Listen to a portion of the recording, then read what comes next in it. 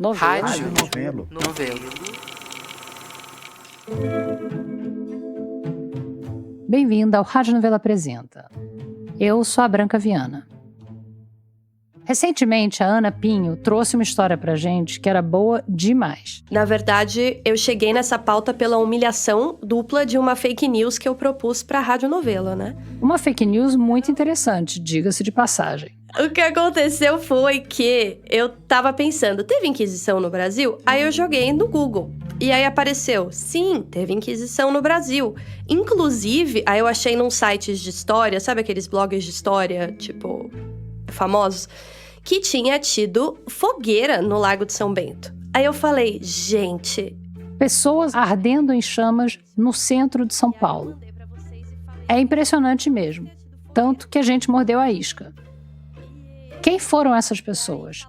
Elas eram acusadas do quê? Como é que a gente nunca ouviu falar disso antes? E a gente pediu para Ana apurar mais. E nisso... sei lá, 10 minutos a mais de Google e eu descobri que não teve fogueira nenhuma no Brasil. Pois é, a Inquisição Portuguesa, ou Tribunal do Santo Ofício, esse braço da Igreja Católica que perseguia as pessoas acusadas de heresia, nunca queimou ninguém na fogueira no Brasil. Queimou bastante gente até, mas não por aqui. Daí, em vez de escrever pra gente com o rabo entre as pernas e dizer que a pauta tinha caído, a Ana continuou cavando. E aí eu corri atrás do prejuízo, né, pra poder, desenvolver uma história paralela. E ela encontrou outras histórias que, além de reais, eram muito surpreendentes. Foi a partir dessa fake news que desvendou todo um universo da Inquisição brasileira que... A nossa imaginação é meio clichê. E o passado é tudo menos isso. O que eu achei que ia ser acusada de bruxaria no Brasil acaba sendo todo um retrato complexo das várias paranoias e das várias violências que compunham o Brasil colonial.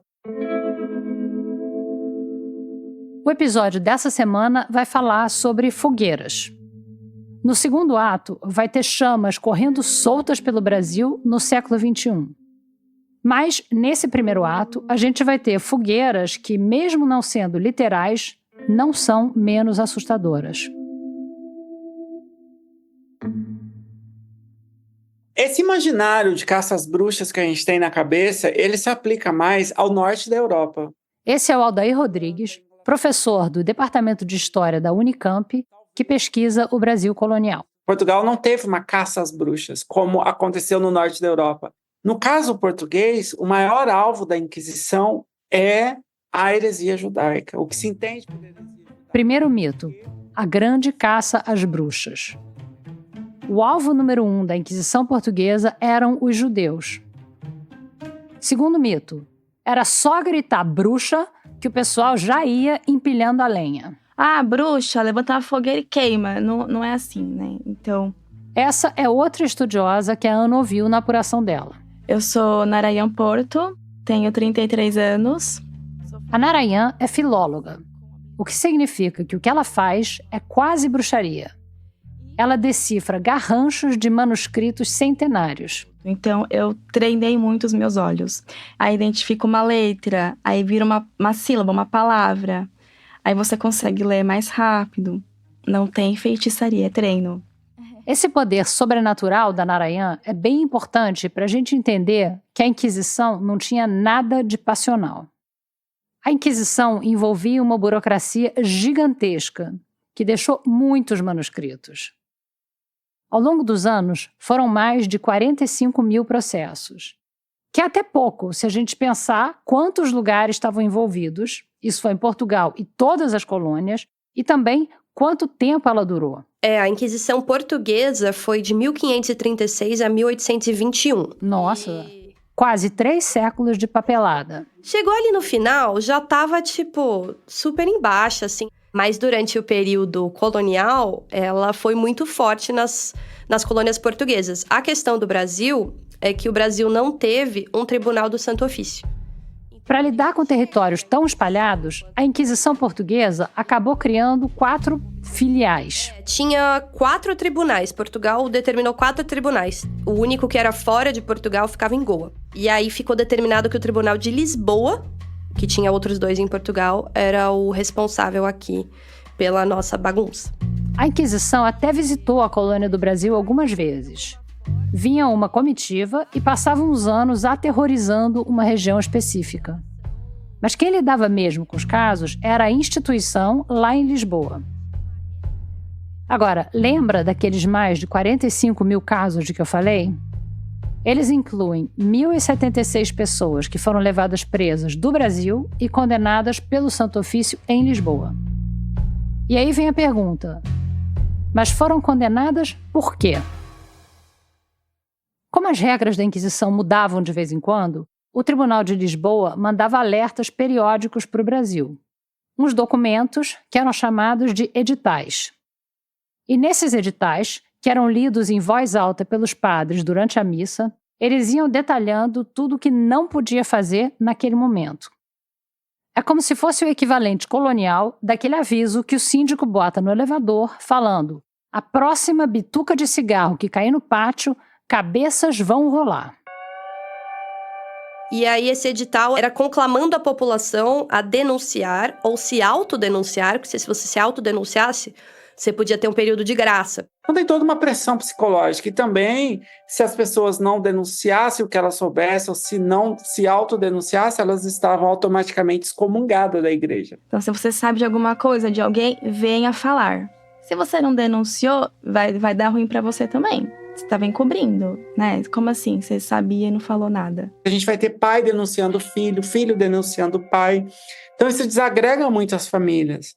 E nos editais estava sempre escrito se você sabe, tipo, sabe de alguém, ou se você ouviu dizer que alguém Uau! faz isso. Além do judaísmo, tinha muita gente denunciada por bigamia. Tinha gente que deixava uma família em Portugal e casava de novo no Brasil. Tinha gente que tinha ficado viúva do companheiro ou da companheira em Portugal, mas não tinha como comprovar isso. E tinha gente que só estava querendo se casar de novo, mas, o divórcio só ia ser legalizado por aqui em 1977. E aí, tinha outra acusação bem comum, de feitiçaria. Essa categoria era bem ampla. E aí podia ser, eu peguei um exemplo de um edital, e aí tava escrito diversas coisas, tipo, não pode fazer adivinhação astrológica. Se você conhece alguém que faz, denuncia. Ah, fez uma oração ali meio estranha. Denúncia. Teve uma senhora que ela foi denunciada, eu não lembro a época, mas porque, por exemplo, tava chovendo. Ela falou que era Deus fazendo xixi, sabe? E aí a mulher soltou assim, sabe? E aí ela foi denunciada. Porque, na verdade, bruxaria e feitiçaria podia ser qualquer coisa. Podia ser um olhar. Teve pessoas denunciadas por olhar. Ah, ela olha pra mim muito profundamente, tá fazendo um feitiço olhando pra mim. Essa é mais uma estudiosa que a Ana consultou para essa história, a Carolina Rocha. O foco do estudo da Carolina são os atos inquisitoriais que têm mulheres como réis. Tem uma mudança a partir do Martelo das Bruxas, dessa publicação do Martelo das Feiticeiras, que é uma obra que vai dizer que toda mulher tende a pactuar mais facilmente com o diabo. O Maleus Maleficarum, ou Martelo das Bruxas, ou das Feiticeiras, é um manual inquisitorial alemão do final do século XV que discorre sobre o poder do demônio, descreve como agem os compactuados com ele e propõe um código penal dos culpados ou culpadas. Então as mulheres, elas viram potenciais bruxas. Mesmo as que não sofreram acusações diretas, elas são sempre potenciais bruxas e feiticeiras. E você já deve estar imaginando que nem toda denúncia partia de motivos puramente religiosos. Intriga entre parente, vizinho, inimigos, era comum. Era estratégia, para tirar pessoas do caminho. Ah, eu não gosto de fulano. Ah, eu vou inventar um negocinho aqui. Vou lá falar dele. Então você tem ali também uma pedagogia do medo. As pessoas têm muito medo. De todo mundo de olho em todo mundo denunciando todo mundo se denunciando. Imagina como é que não ficava o inbox da Inquisição com esse tanto de denúncia chegando. E por mais que não tivesse a estrutura do tribunal em si aqui no Brasil, tinha uma primeira peneira dessa triagem. O que passava por essa triagem era enviado a Lisboa. E digamos que não faltava trabalho. E era esse estado de paranoia absoluta que no Brasil, por ser um território muito grande, a igreja começou a fazer uma rede de agentes civis, porque eles não davam conta, já que não tinha... A igreja passou a recrutar frilas leigos. E aí a Inquisição começa a apostar numa outra estratégia, que é habilitar pessoas comuns, principalmente comerciantes, que estão ficando ricos e não têm status social, e querem esse prestígio que a Inquisição dá. Trabalhar com a Inquisição era muito chique. E era para poucos. Um dos pré-requisitos era certificar a pureza do seu sangue. Então, a pureza de sangue era como se fosse... Bom, quem leu Harry Potter, o cancelado Harry Potter, sabe, porque em Harry Potter tem parecido. Mas era você comprovar a sua ascendência ser livre de sangue judeu, de sangue africano, de sangue indígena, que você era branco. Era um atestado de branquitude pura. E cristã. Cristã europeia. Que no Brasil a gente teve uma rede, apenas em Minas Gerais a gente tinha 457 pessoas, né, por exemplo. E você tinha até isenção fiscal se você trabalhava pro Santo Ofício. Já tinha isenção fiscal pra safadeza. Já. Pra coisa ruim. Olha só, que loucura. E você era essa figura de autoridade, né? Que todo mundo tinha medo de você. Você era um policial do Stasi. Tinha muita coisa que não chegava ao nível da heresia, que era o foco da Inquisição, e aí era resolvido só com o padre local chamando a atenção. Tipo, alguém que não tá confessando como devia... Um casal que está morando junto sem se casar. Esse tipo de infração era, no máximo, julgado por tribunais menores dentro do Brasil. Os agentes do Santo Ofício estavam procurando coisa mais grave. Tipo judaísmo, tipo bigamia, tipo feitiçaria. O processo funcionava assim. Alguém foi acusado de feitiçaria aqui no Brasil. Se não procede, absolve e acabou ali. Se procede, se tem prova, aí encaminha para o Tribunal do Santo Ofício de Lisboa. Lisboa recebia e falava, tenho interesse, tragam para cá. E as pessoas iam, e elas ficavam nesses cárceres inquisitoriais que eram terríveis. E elas ficavam nesses cárceres por meses, às vezes por anos. Esses cárceres de custódia são descritos na documentação como lugares, né, em que havia ratos, que a comida era podre, também nada muito diferente do que a gente pensar em sistema carcerário hoje, né? E dentro do projeto da Inquisição, eles tinham algo que chamava tormento, que era tortura. Se você fala, se você confessa, você morre. Se você não confessa, você é torturado até você falar alguma coisa. Quando chega no 5º interrogatório, e o inquisidor fala: você fez o pacto com o diabo? Se você assumir que você fez o pacto com o diabo, se mostrar arrependida, você vai receber algumas penas que são atenuadas e vai ser liberta. A pessoa diz, tá, eu fiz esse pacto com o diabo.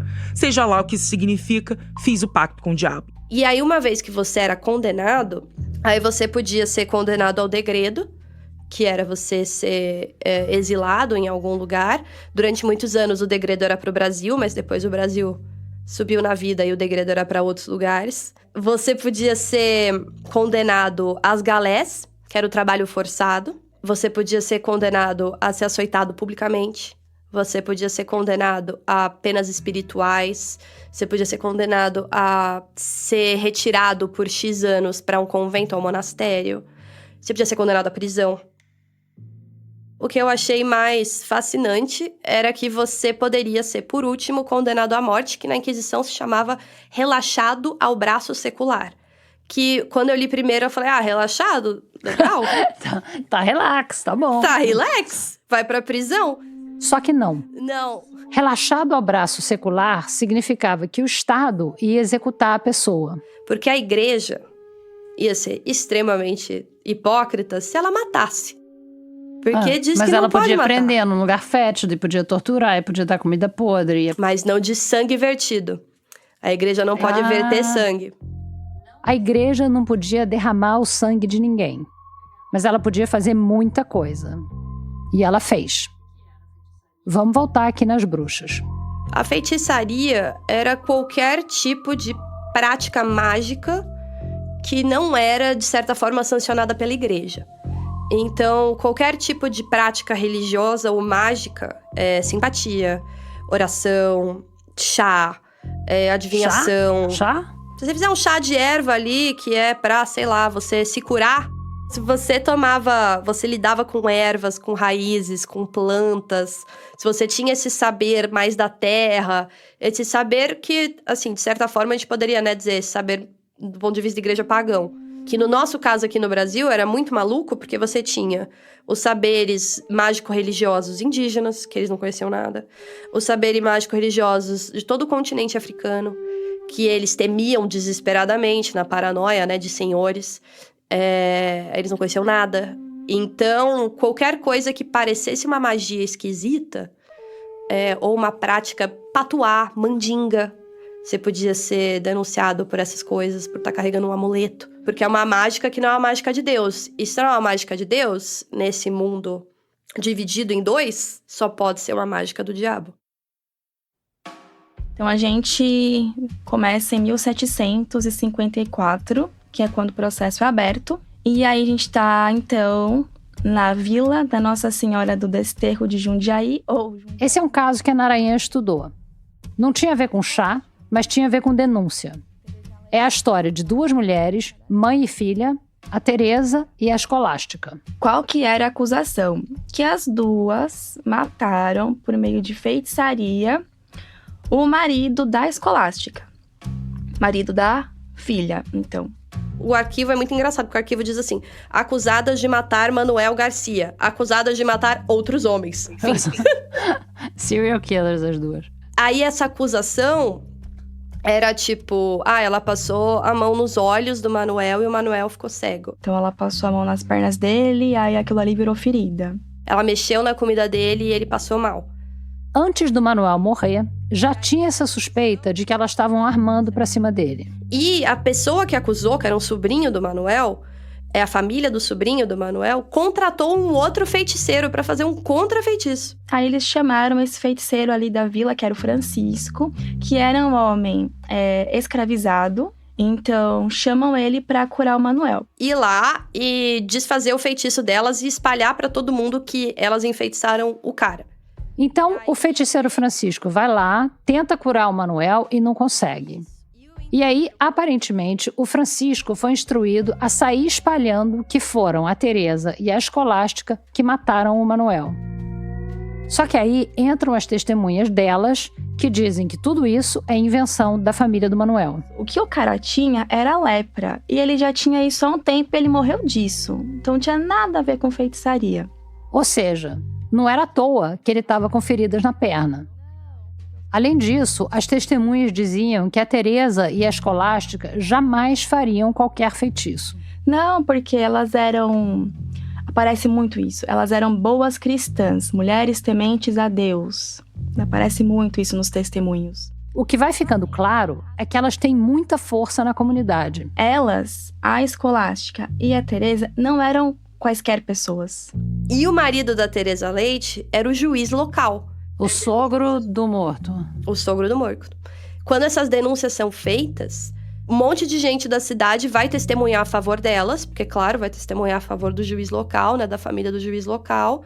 E aí, o que podia ser uma história de duas mulheres conseguindo fugir da fogueira, as tais bruxas que vocês não conseguiram queimar, acabou sendo uma história sobre outra coisa. E o juiz decide, ali o que é extremamente brasileiro, no contexto da violência brasileira, penalizar o feiticeiro Francisco. Ai, meu Deus!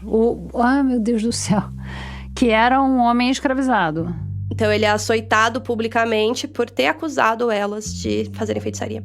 E aí, o que fica claro é que ele foi punido por ter tentado mexer com pessoas que ele não devia mexer. Ele foi açoitado e devolvido ao dono dele, que era uma outra pessoa.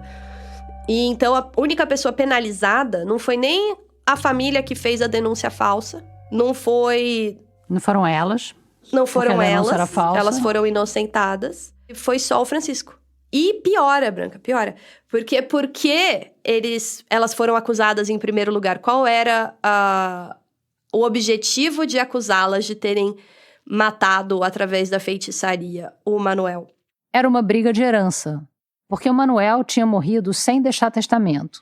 E o que era essa herança que o Manuel tinha deixado? Escravos, indígenas. Ah, mas indígena não podia ser escravizado. Por lei, teoricamente, não podia.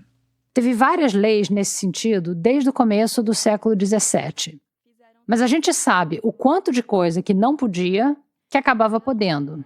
Qual que era o argumento que era colocado? Olha, os indígenas, eles são incapazes de tomarem conta de si mesmos.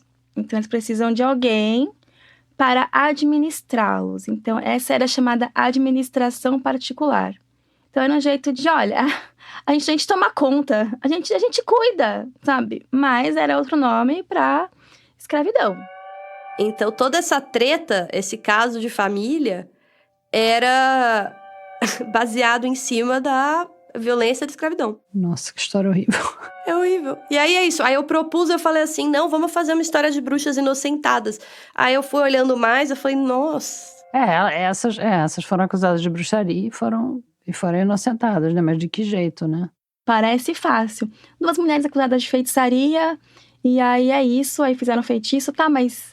Aí você vai lendo, vai pesquisando e fala, cara, é muito complexo, né? A colônia é complexa. Esse processo... A Narayan Porto, essa pesquisadora com quem a Ana conversou, diz que, em geral, quem se interessa por esse caso se interessa só pelas bruxas de Jundiaí. Querem saber das bruxas, né? Das feiticeiras. Só que a gente tem outras pessoas, outras vítimas, né? Nesse processo. E elas não têm voz.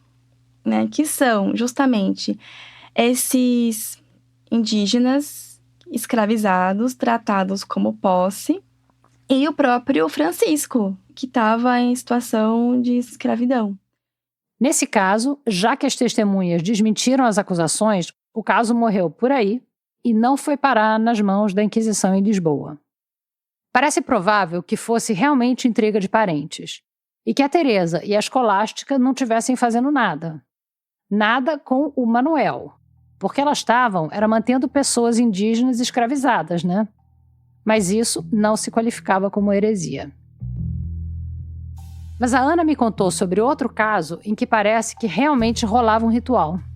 Esse é um caso interessante, né? Porque o que acontece é no interior do Piauí, também no século XVIII, e um jesuíta escreve a confissão dessas duas, da Joana e da Custódia, e manda para o Santo Ofício meio que com um pedido de, pelo amor de Deus, olha para cá, olha a zona que tá aqui. E aí, que zona era essa? E é interessante porque é uma denúncia de o sabá. O que é um sabá? O sabá é o encontro coletivo de bruxas, né? Essa, de novo, é a Carolina Rocha. E ela estudou esse caso, da Joana e da Custódia. A pesquisa dela virou um livro chamado O Sabá do Sertão. Um sabá é muito mais grave do que um feitiço isolado, né? A gente teve pouquíssimos casos de sabá no Brasil. Eu conheço esse, depois eu conheci mais um. E aí, esse sabá de bruxas do Piauí era basicamente mulheres escravizadas que se uniam para fazer alguns rituais de evocação do demônio, falar palavras, fazer pequenas cerimônias de colocar pote nos cantos da casa e chamar o demônio dentro dos potes. Então, elas batem de bunda na porta da igreja 3 vezes. Elas chamam o diabo 3 vezes. Elas colocam os potes, 4 potes, e cada um deles, elas falam salve, salve, salve o demônio aparece. Isso, claro, na descrição desse jesuíta. Pelo que ele diz, essas mulheres escravizadas se juntavam à noite para fazer um negócio que era tipo uma missa ao contrário.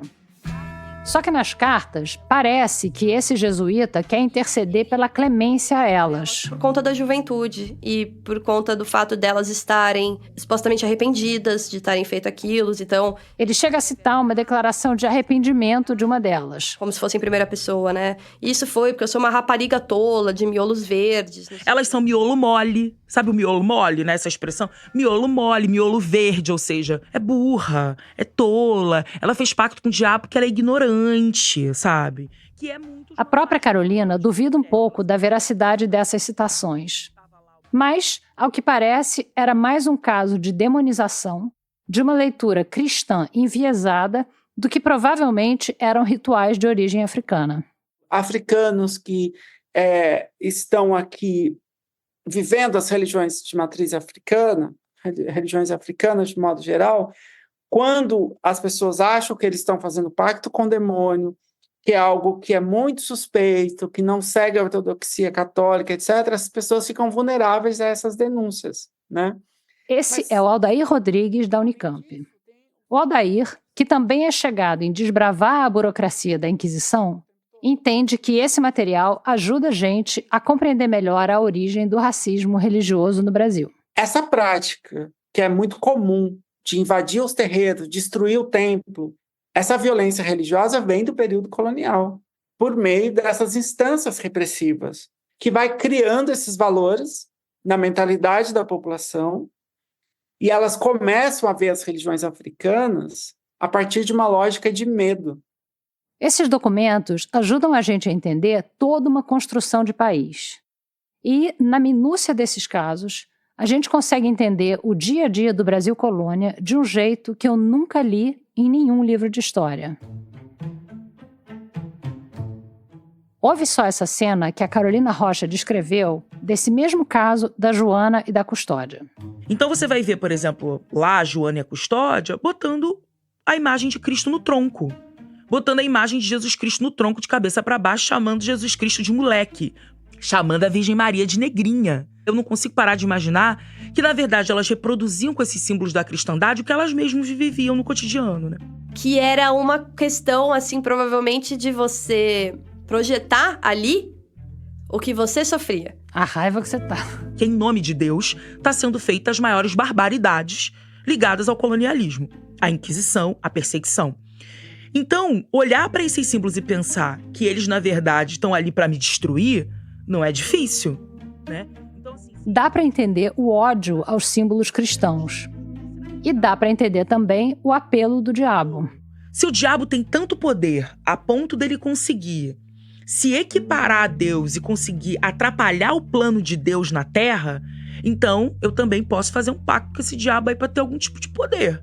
Sua vida é um inferno, é extremamente violenta, é péssima, tudo eles falam que é vontade de Deus, e eles ficam te falando que tem um diabo. O diabo, ele é poderoso. O diabo, ele é contra Deus. Você toma cuidado com o diabo. Só que sua vida é um inferno por conta de Deus, então você vai pro diabo. Às vezes, o diabo parecia mesmo a única saída para quem já estava experimentando o inferno em vida. Mas a Ana me contou de outra história, de outra Joana, que agiu deliberadamente para ser condenada pela Inquisição. Então tem um caso da Joana Maria, outra Joana, que ela decide pegar uma hóstia que ela devia engolir na missa e sair com a hóstia por aí. O que é totalmente, terminantemente proibido, porque é o corpo de Cristo. Absolutamente herético, nada a ver, diabólico.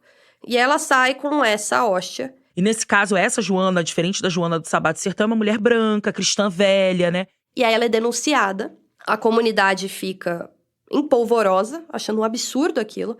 Aí ela é enviada para Lisboa super rápido. E em Lisboa, ela explica que a ideia dela era ser capturada pelo tribunal. Porque o marido dela espancava ela todos os dias. E ela não aguentava mais. Que ela perdeu algumas galinhas, né, do marido dela, né? Tinha algumas galinhas em casa, ela deixou escapar, fugir, perdeu essas galinhas. E que o marido tinha batido muito nela, né? Eu sei o que tá escrito no edital que eu não posso fazer. E eu sei o que fazer pra ser pega por eles. E ela faz isso. E eu fico imaginando o que essa mulher passou pra preferir estar no cárcere da Inquisição ao invés da sua própria casa, né? Uhum. E ela achava que se ela já confessasse de cara que era isso, ia meio que dar tudo certo, assim. E aí o Tribunal do Santo Ofício fica com ela um tempão, faz tipo 100 páginas do processo dela, e no fim fala, você é uma fingida, isso é tudo mentira, você vai ficar presa 10 anos. Mas, se você se arrepender, você pode voltar pro seio da igreja. E aí ela fala, ok, eu vou ficar presa 10 anos, mas eu não tô mais em casa. E aí ela fica presa 10 anos. Então tinha essa... Mais um último caso pra gente fechar aqui. É o da Luísa. Luísa da Silva. E ela é uma escravizada. em Minas Gerais, né? Esse caso chegou na Inquisição em 1738. E aí a senhora da casa acusa ela de feitiçaria, porque quando ela vai tentar castigar a Luísa, ela fica com dor no corpo, dor na barriga. E aí ela fala que é feitiçaria da Luísa, e ela é denunciada por eles pro Santo Ofício. E ela se defende, ela fala, não sou eu. Mas em dado momento, ela fala, não, seguinte, sou eu ponho uma panela de água pra ferver, e isso machuca os senhores, sou eu mesmo. E aí ela é despachada pra Lisboa, e em Lisboa ela fica vários anos presa, no cárcere lá da Inquisição. E quando ela vai falar com o pessoal da mesa, ela fala, olha, eu confessei porque eu fui muito torturada pelos senhores. E aí que vem essa questão dos documentos serem uma janela, né? As torturas são descritas em detalhes. Se você tem pavor de descrição gráfica de violência, que nem eu, dá um saltinho de 15 segundos aí no seu aplicativo de podcast. Então tem uma hora que ela fala, tiraram minha língua pra fora e passaram uma agulha com 4 fios. Ai! Que prenderam minha mão e eu fiquei de mão pra cima, com o pé em cima do fogo. E aí, diante dessas torturas, eu falei, não, fui eu mesma.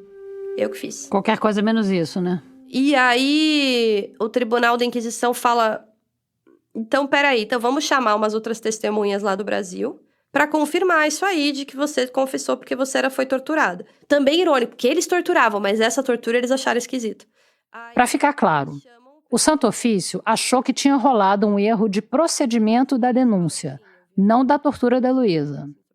Então, eles foram checar. Aí, eles chamam o pessoal do Brasil, chamam outras testemunhas, e as testemunhas falam, sim, eu vi ela sendo torturada, eu soube que ela estava sendo torturada, eu ouvi ela sendo torturada. E aí o tribunal fala, olha, você tá livre para ir onde você quiser, tá liberado. Nesse momento, a Luísa some das páginas dos registros. A igreja preserva muita coisa. Mas ali na Torre do Tombo, muitas vezes você acha o desfecho e muitas vezes não. Então, às vezes as pessoas somem, você não sabe o que aconteceu com elas.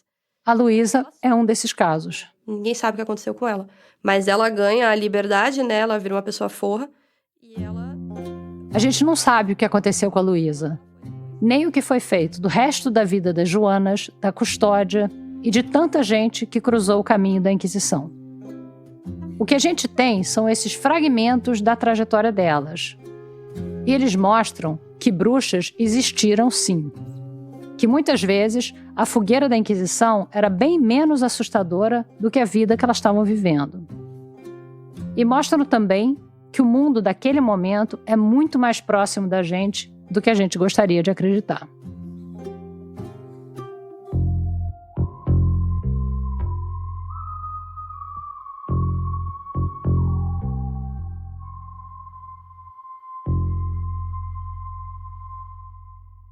Essa história foi produzida pela Ana Pinho, colaboradora da Rádio Novelo. No segundo ato do episódio de hoje, não vai ter fake news, nem vai ter história colonial, mas tem bastante fogo. Nossa guia pelas chamas vai ser a Ana Paula Rocha. Quando eu tinha 9 anos, meu pai não apareceu na festa de Dia dos Pais da minha escola. Isso nunca tinha acontecido antes. Meu pai nunca tinha faltado. Até aquele Dia dos Pais de 2003. Nessa época, meu pai não era mais fumante. Então, não, ele não foi comprar cigarro, se é que você me entende. Por mais que, sim, talvez aquele dia tenha alguma coisa a ver com cigarro. Talvez algum outro pai tenha jogado uma bituca no lugar errado, em condições climáticas perigosamente adversas, e não se deu conta disso. Ou quem sabe um turista que estivesse numa trilha, à noite, tivesse se atrapalhado tentando acender uma fogueira. Não ia ser a primeira nem a última vez que isso acontece. 2003 tinha sido um ano de grandes incêndios florestais no Brasil todo. Foram mais de 340 mil focos, segundo o INPE. Bem mais do que os 145 mil focos de 2001, por exemplo. A região Nordeste foi uma das mais atingidas por esses incêndios. E boa parte deles aconteceu no Parque Nacional da Chapada Diamantina, na Bahia. Esse parque sempre foi muito próximo de mim. a minha cidade natal é Palmeiras, o município onde fica a sede administrativa do parque, e que agora estava no epicentro desse problemão. Mas quando meu pai faltou à festinha de Dia dos Pais da escola, é claro que eu não tinha noção de nada disso. Eu tinha 9 anos, a minha irmã Carol tinha 6 e a gente não sabia que a Chapada Diamantina inteira, inclusive a nossa casa e tudo que eu conhecia, estava na linha do fogo. Eu lembro do cheiro de fumaça que estava ali e de como parecia que dava para sentir a fumaça pela cidade toda. E aí minha mãe contou pra gente onde é que meu pai estava. Só que ouvir a justificativa para a ausência dele não tranquilizou a gente.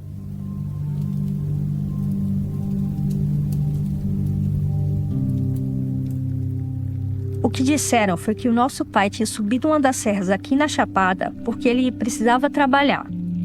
Carol não ficou mais tranquila porque ela ainda era muito pequena. Ela não tinha ideia do que o nosso pai fazia da vida. Ela continuou ali, agarrada na nossa mãe, chorando e me deixando super nervosa. Já eu sabia um pouquinho do que era esse trabalho dele, só o básico do básico. Eu sabia que uma das coisas que ele fazia era apagar fogo no mato. Aquela não era a primeira vez. Só era a primeira vez no Dia dos Pais. Quando a gente é criança, a gente é sempre muito autocentrado, né? A gente sempre acha que tudo tem a ver com a gente. Então, quando meu pai se ausentava, eu não prestava muita atenção em nada. Só na falta que ele me fazia. Quando acontecia dele precisar trabalhar, lá no alto das serras na Chapada, ele ia, passava uns dias fora. Quando voltava, não contava muita coisa. Um pouco porque ele pode, com frequência, ser do tipo calado.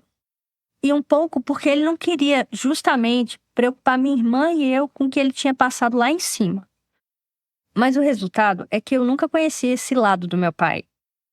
O meu pai combatia incêndios florestais. Essa é uma informação importante sobre ele, talvez uma das mais importantes.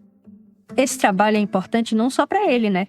Mas para a preservação da Chapada Diamantina, que é um dos destinos ecoturísticos mais visitados e mais ameaçados por incêndios florestais do Brasil. Só que mesmo depois de adulta, eu não sabia muito mais do que isso. Eu me mudei da Chapada para Aracaju, vim fazer letras na UFES. E aí, recentemente, eu soube que um amigo do meu pai, aliás, amigo e companheiro de brigada contra incêndio, o Pablo, estava lançando um livro. Um livro ficcional, inspirado pela experiência dele e de outros combatentes como brigadistas. Eu fiquei curiosa, claro. Comprei na pré-venda. O livro se chama Contra Fogo e saiu faz uns meses pela editora Todavia. Assim que o livro chegou, eu li numa sentada. E foi um desses momentos da vida em que você tem uma epifania atrás da outra. Eu ia lendo o livro como se estivesse dentro dele. E como se o protagonista, um brigadista voluntário chamado Deja, fosse um cara ainda mais importante para mim do que o protagonista de um livro bom. Eu lia como se o Deja fosse um dos amigos do meu pai.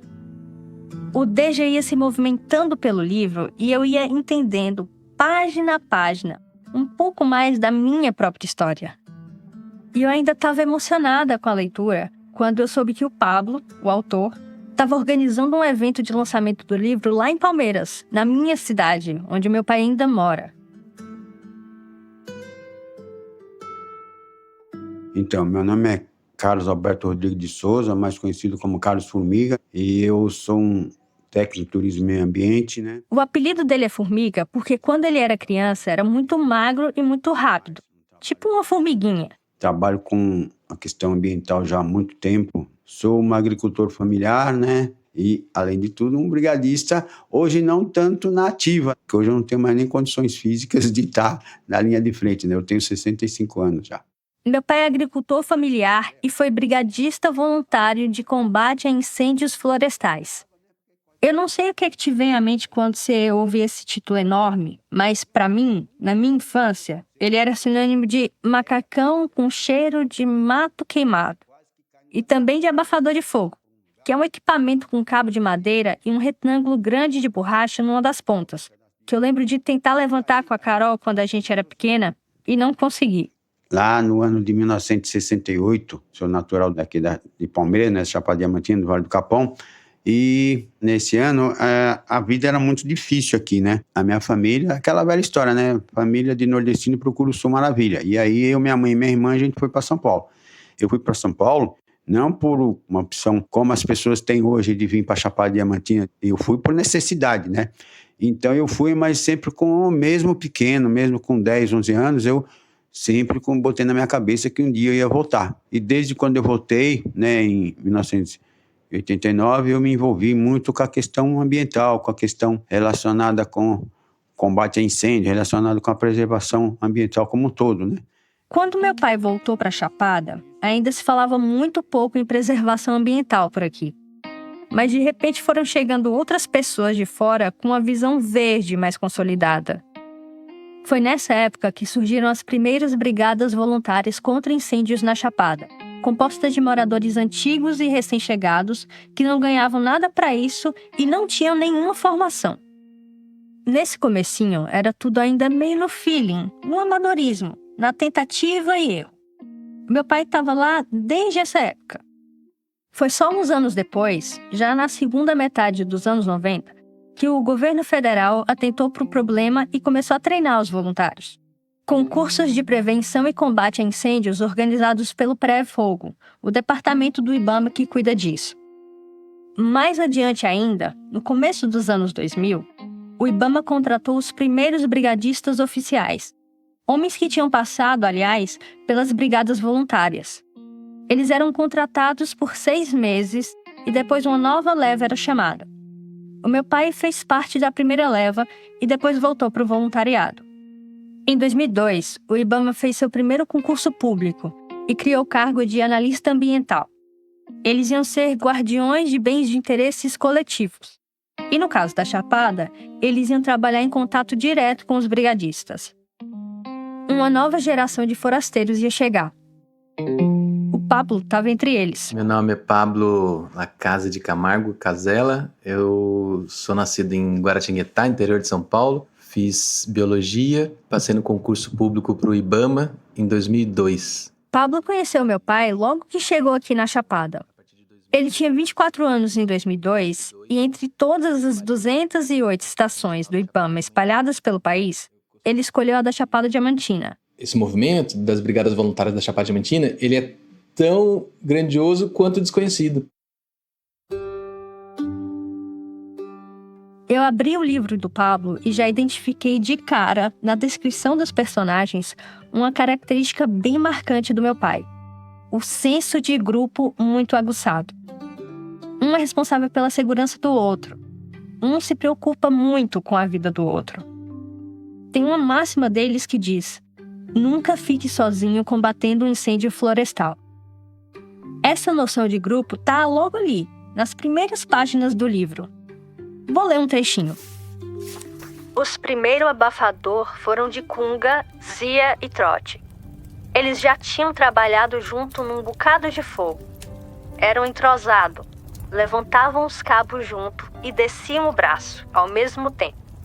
Batiam, seguravam, levantavam, de novo e outra vez, até fazer um buraco na linha de fogo.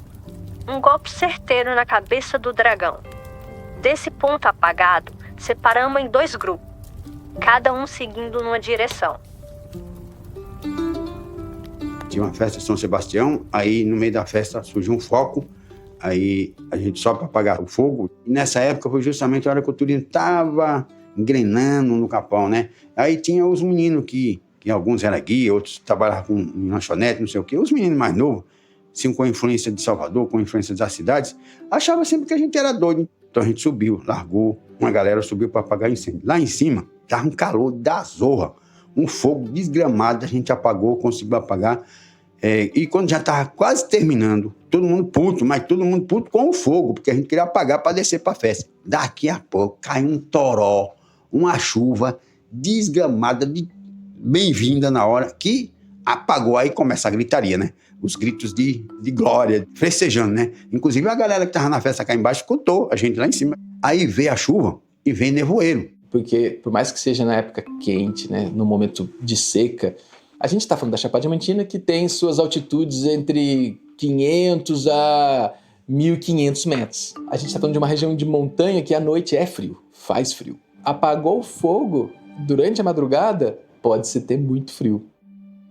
Tem um rapaz, um brigadista, que ele é grandão, ele é fortão. Ele teve hipotermia, a gente teve que pegar, abraçar ele, uma galera, abraçar ele, passar um pouco do calor que a gente tinha no corpo para ele, porque senão ele ia morrer lá em cima. Como é que um cara que tinha 1,80 m mais ou menos, pesava mais de 100 quilos, lá em cima, como é que a gente ia fazer?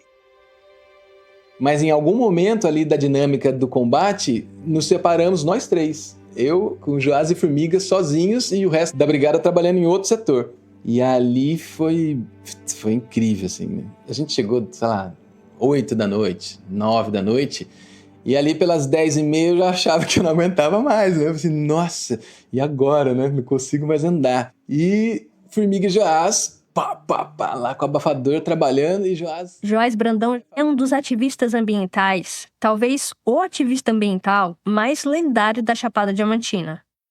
Joás é um dos fundadores do GAP, o Grupo Ambientalista de Palmeiras, e um articulador fundamental da Brigada Voluntária da cidade. Ele está sempre com um turbante improvisado na cabeça e anda pelas cidades da Chapada num carro bem antigo, todo decorado com materiais que ele coleta por aqui. Latas, garrafas PET, brinquedos descartados. Joás criou no GAP um programa de reciclagem, hortas comunitárias e outras atividades de educação ambiental e preservação. Aquela coisa, porque Joás, ele literalmente guerria com o fogo. Ele tem o fogo como um dragão, e ele vai derrotar o dragão, e ele vai... E é uma coisa meia doida, mas na realidade é uma coisa que é pura realidade. Joás tem a barba longa e um jeitão meio de profeta, e é um dos brigadistas voluntários mais presentes da Chapada. Ele é frequentemente taxado de louco.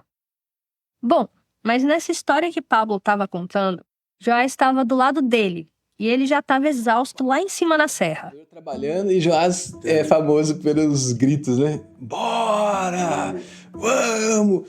E esses gritos eram incríveis, assim, eles traziam alimento. Joás, aquelas turradas dele ali, me fez conseguir permanecer no combate até o amanhecer. Teve um cochilozinho, né, Formiga, ali no meio da noite, e é um cochilo mesmo, assim, 30, 40 minutos pra você dar uma cochilada em cima de uma pedra, que é outra coisa, né, que você imagina, você fala pra alguém que você vai dormir na pedra, no relento, sem coberta, sem nada, com a roupa do corpo, você acha, e quando você acha um lajedozinho assim, mais ou menos plano, você tá achando que é a melhor cama do mundo. Vocês não sabem qual é o valor que tem um colchonete numa serra, um colchonete pequenininho, daquele sininho de um dedo, sabe?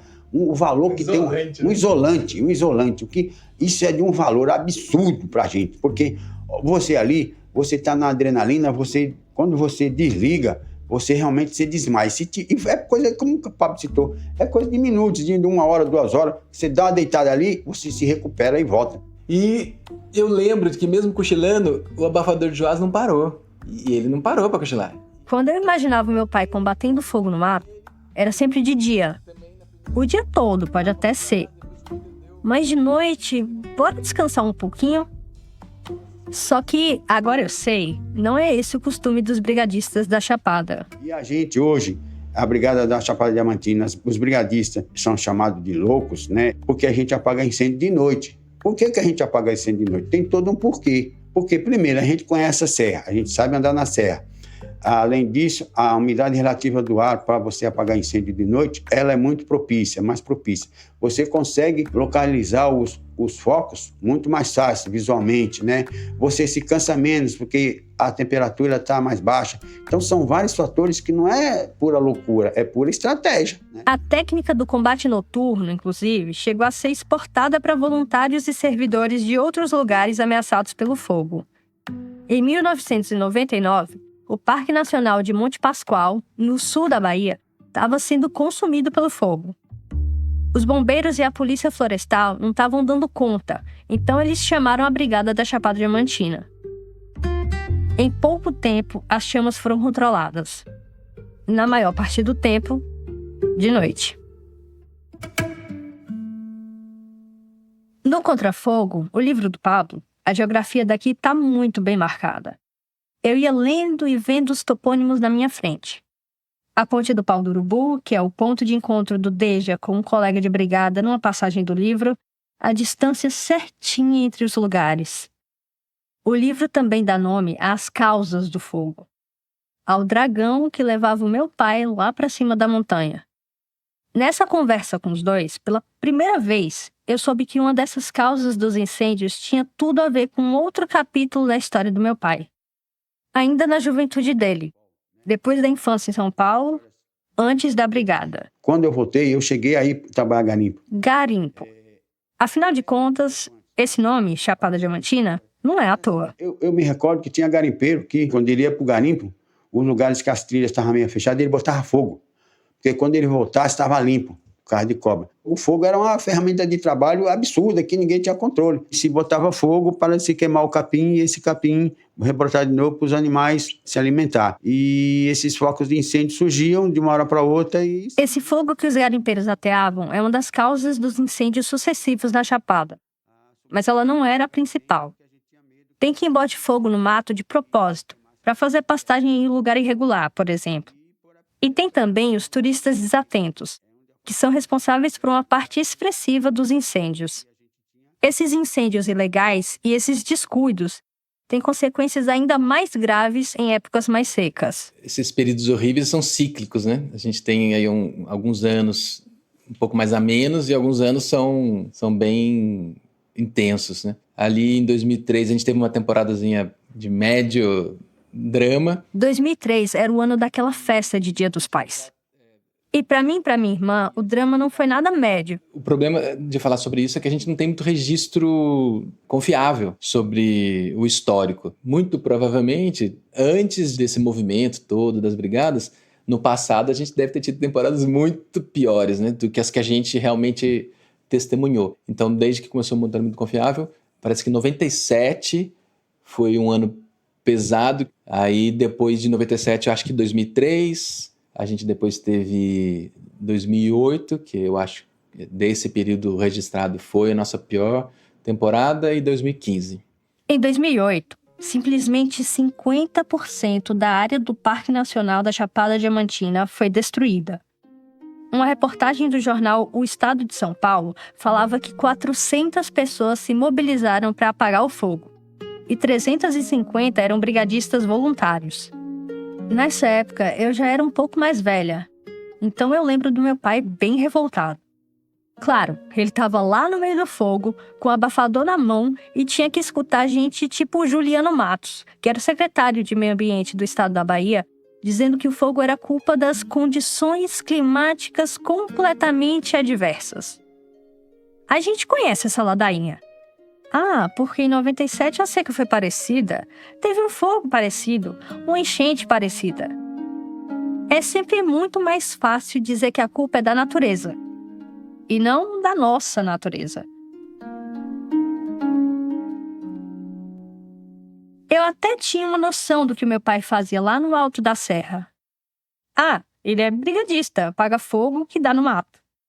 Mas era uma coisa meio distante. Eu não conseguia imaginar ele naquela situação. Mas o livro do Pablo conseguiu me transportar diretamente para aquela experiência. Eu estava inspirada pelo que eu tinha lido. E pela primeira vez, tomei coragem para perguntar para o meu pai sobre os riscos que ele viveu apagando fogo lá na serra, com o abafador na mão.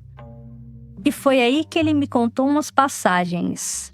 Teve um incêndio na trilha, pro lado da trilha da fumaça, né? Ele foi contando umas histórias que iam deixar a pequena Ana Paula paranoica. Aquela serra, que é uma parte mais plana, né?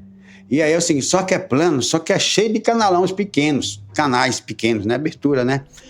E aí tá indo uma galera. Essa época era aquela época braba, que a gente ia de chinelo, de bota rasgada, que não tinha equipamento, que a bomba tinha 30 caras, tinha duas bombas costal. A bomba costal é um equipamento parecido com uma mochila, cheio de água, que os brigadistas levam nas costas para as áreas de incêndio. Eu via o meu pai sair de casa levando esse negócio. Eram duas, então, para uns 30 caras, apagando o fogo, às vezes com chinelo de dedo. Era uma coisa assim, bem rústica mesmo. E aí tá lá uma galera. E dentro dessa galera tinha Naldinho. No meio dos gerais, como tá todo mundo se vendo, cada um procura um lugar melhor para passar, né? E Naldinho foi ficando para trás, assim, foi ficando. Daqui a pouco a gente olhou, a gente não viu o Naldinho. Naldinho sumiu.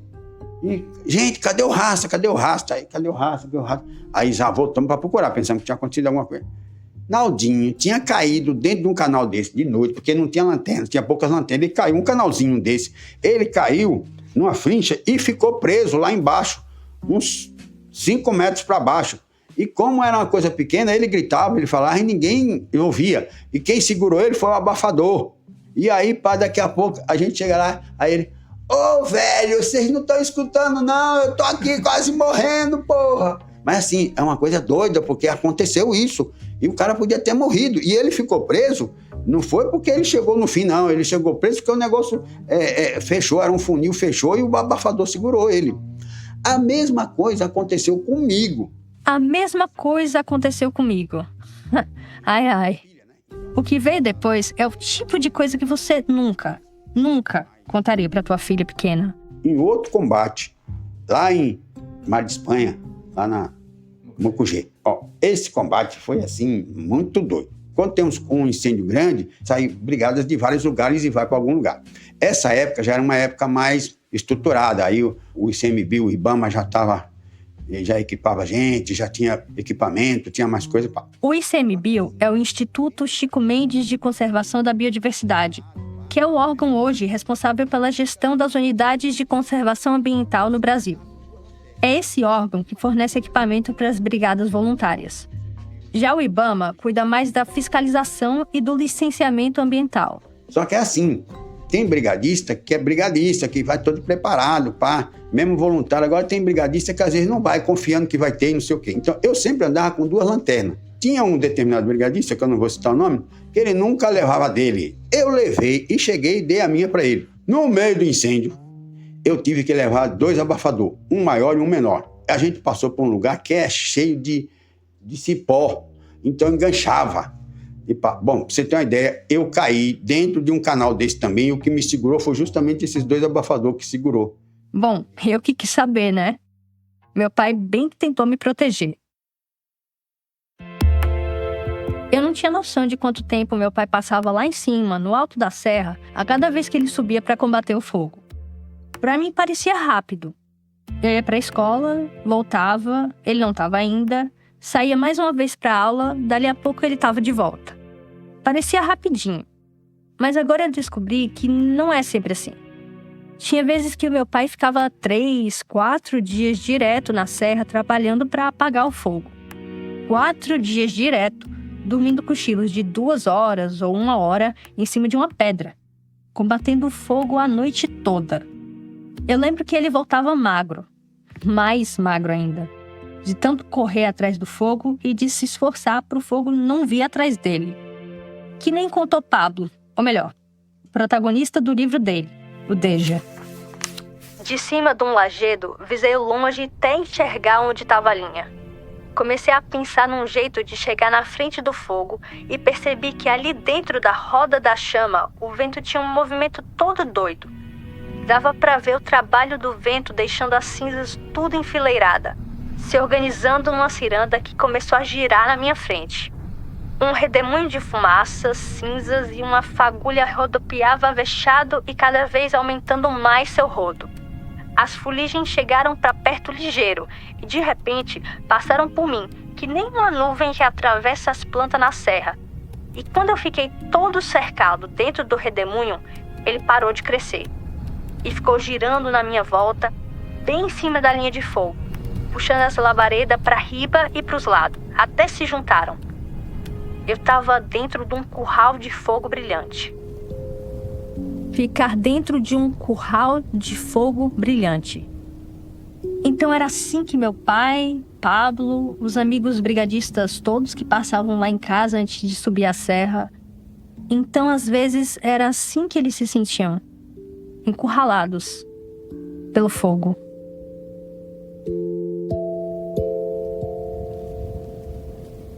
Olha, não é fácil botar alguém que você ama no meio de uma imagem dessa. Um círculo de fogo e teu pai ali no meio. Mas no fim, quando eu chamei essa conversa, essa era justamente a minha intenção, por mais aflitivo que fosse. Consegui ver o meu pai lá em cima. E isso eu te digo que eu consegui. Finalmente, eu vi o meu pai lá no alto da serra. Eu vi ele nos momentos mais difíceis. E eu me esforcei também para enxergar como é que é vencer o fogo.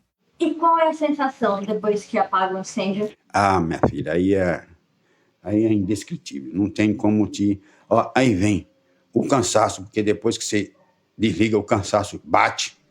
Mas a satisfação de ter acabado, de ter derrotado, como o chefe fala, de ter derrotado o dragão, rapaz, não tem como mensurar isso, sabe? A gente fica, assim, aliviado de ter feito uma coisa legal, não só para você que está ali. Não, eu não estou aqui para provar que eu sou um bom brigadista, não.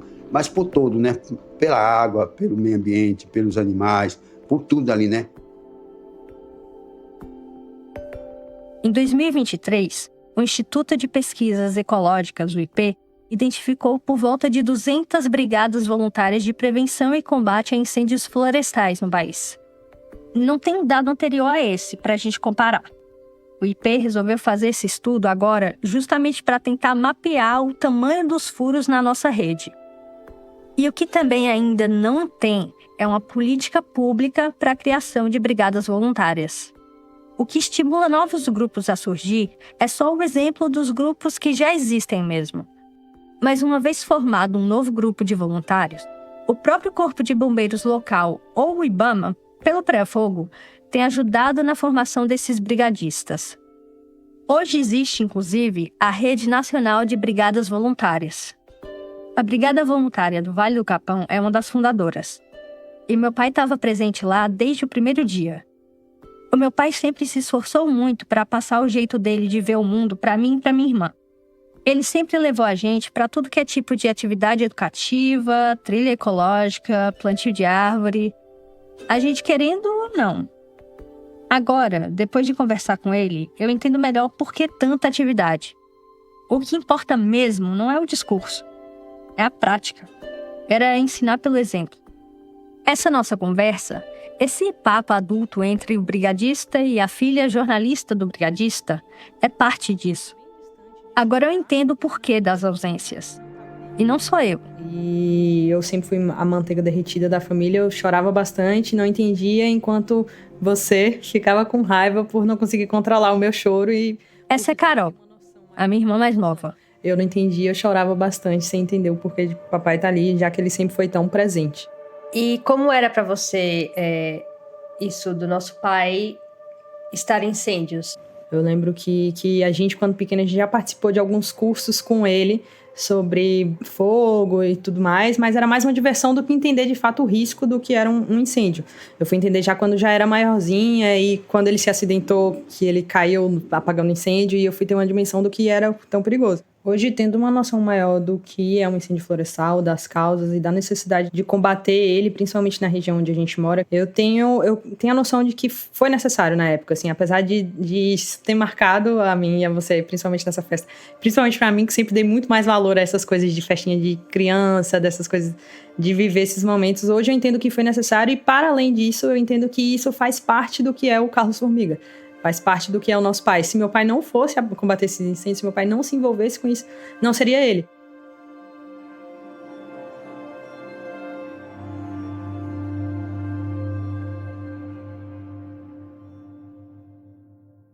Essa foi a Ana Paula Rocha, colaboradora da Rádio Novelo. Obrigada por seguir com a gente em mais esse episódio. Essa semana, no post do episódio no nosso site, dá para você conferir um dos editais da Inquisição que foi lido na missa para aterrorizar o pessoal. E tem links de toda a pesquisa que ela consultou para essa história. Também tem foto da Ana Paula Rocha com o pai dela e de outros brigadistas da Chapada. No site, dá para você se inscrever para receber a nossa newsletter, que a gente faz toda semana para complementar o episódio novo. Se você ainda não segue a gente nas redes, a gente está no @radionovelo, tanto no Twitter quanto no Instagram. E tem sempre o nosso e-mail apresenta@radionovelo.com.br para vocês mandarem críticas, elogios, sugestões e ideias para novas histórias para a gente contar por aqui. O Rádio Novelo Apresenta é um original da Rádio Novelo. Tem episódio novo toda quinta-feira. A direção criativa é da Paula Scarpim e da Flora Thomson-Devô, e a produção executiva é do Guilherme Alpendre. A gerência executiva é da Marcela Casaca e a gerência de produto é da Juliana Jäger. Nossos produtores sênior são o Vitor Hugo Brandalize, a Evelyn Argenta, a Bia Guimarães, a Sara Zoubel e a Carol Pires. As produtoras da nossa equipe são a Bárbara Rubira, a Natália Silva, a Júlia Matos e a Ashley Calvo. A checagem desse episódio foi feita por Ana Rita Cunha e Bruno Lima. Nesse episódio, a gente usou música original de Stella Nesrini e Amon Medrado, e também da Blue Dot. A mixagem é do Pipoca Sound. Tivemos apoio de montagem da Mariana Leão. O desenvolvimento de produto e audiência é feito pela Bia Ribeiro. O design das nossas peças é do Gustavo Nascimento. A nossa analista administrativa e financeira é a Tainá Nogueira. E a nossa estagiária é a Isabel de Santana. Obrigada e até a semana que vem.